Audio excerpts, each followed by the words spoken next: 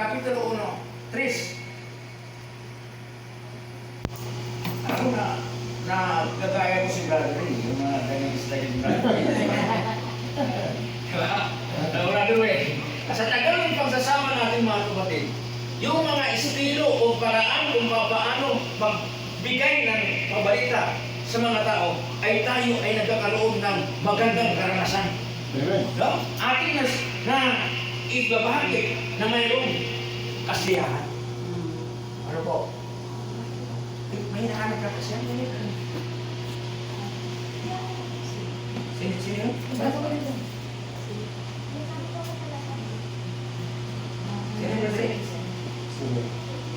Hindi. Tuloy. Kaibigan niya. Ay, yung mga kaibigan niya, no? Oo. Kaibigan ni Race. Dito ba? Isa? Sige. Wala sa natin. Welcome po. Si Miss Isang galing po ay nandito sa panahon ng Ate, tagilin mo sa red. yan. Yan po. Na alam po, ate ituloy naman po na po. Ate na po ituloy. No, na sa ating kalagayan ay anuman tayo mahirap mga kapatid sa lipunan ito. Na mayroon tayong pagpapala na mas higit pa sa napakayamang tao sa buong mundo. No? Yung pagpapala na kung saan mula sa langit. No? Mula sa langit, brother Ben. Alam mo yung mga nagbasahin natin sa Episo 1. Episo 1 sa Terrabe. Galatang 3. Anong sabi sa 3 mga kapatid? Basahin mo sa Terrabe. Ito po, purihin nawa ang Diyos at Ama ng ating Panginoong Jesucristo na siyang nagpapala sa atin kay Kristo ng bawat pagpapalang espiritual sa sangkalangitan. Oh, tingnan mo mga kapatid. Yeah. Mayroon na agad tayong mga pagpapala. Mula saan? Sabay. Sa langit. Okay. Isipin natin.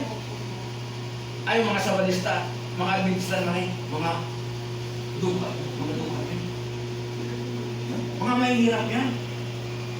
Naalala ko, brother Ben, brother, yung tayo nagpunta doon sa Coliseum, Laguna Coliseum. Yes. Yeah? Di ba? Alam mo, Sister Ben, Sister Mylene, pagdating namin, sabi nila, yung mga administran ay mga mahihirap. Pero doon, brother, iba't makita, iba't inukuri ng sasakyan, harang lahat. Kami na ang mahirap. Di ba? Oo, kapatid, nakikita natin. Kaya, mapapalad yung mga, may maraming pagpapalad na tanggap sa sanlibutan ito sa ating kasalukuyan. At ganoon din, yung pagpapalad ng mula sa langit, nararanasan din nila para na purihin ang Panginoon. No? At ngayon, kayo mga kapatid, ano yung mga pagpapalad na mula sa langit sa Sister Arbe? No? Ituloy mo Sister Arbe sa 4.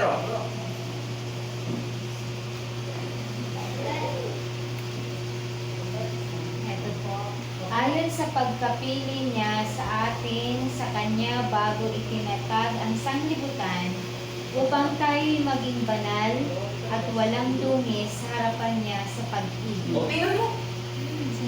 No? Ano yung pagpapala? Ang blessing.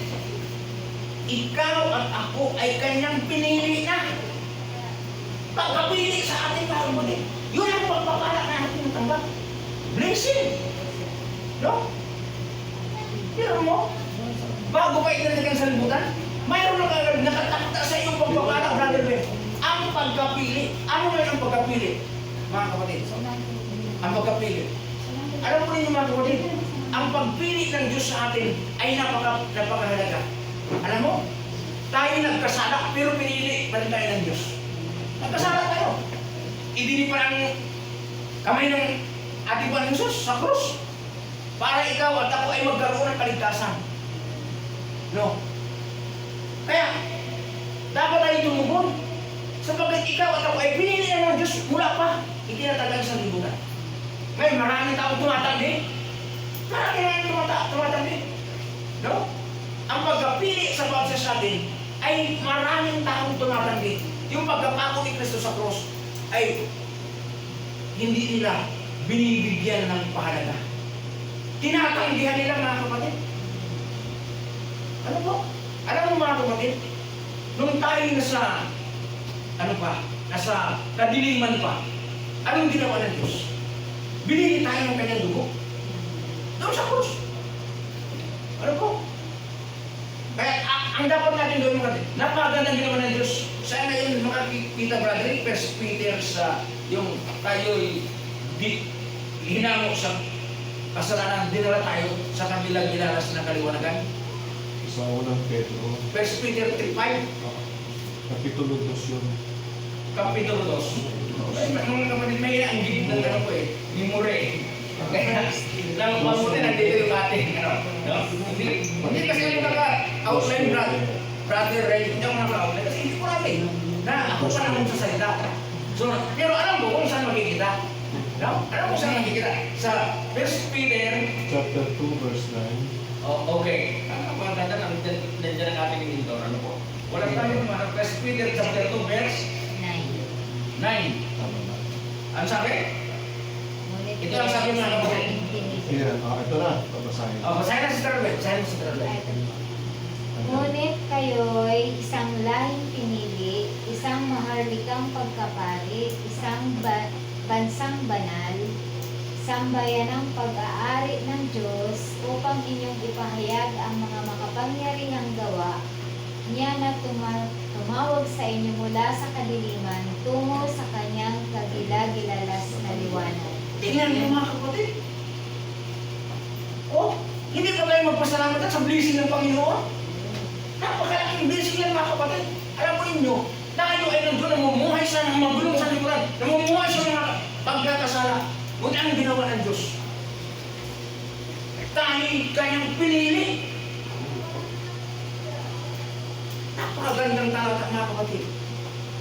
Tayo hinango niya at tayo dinala sa liwanag, kagilag-gilalas na kaliwanagan. Alam mo bakit mga kagilag-gilalas, brother? Ito ay yung tayo dadalhin doon sa makalangit. Ang ating Panginoon Jesus ay wala kayong dito sa ating kasama. Pag-alis niya, nagsabi siya ng pangako, brother Will.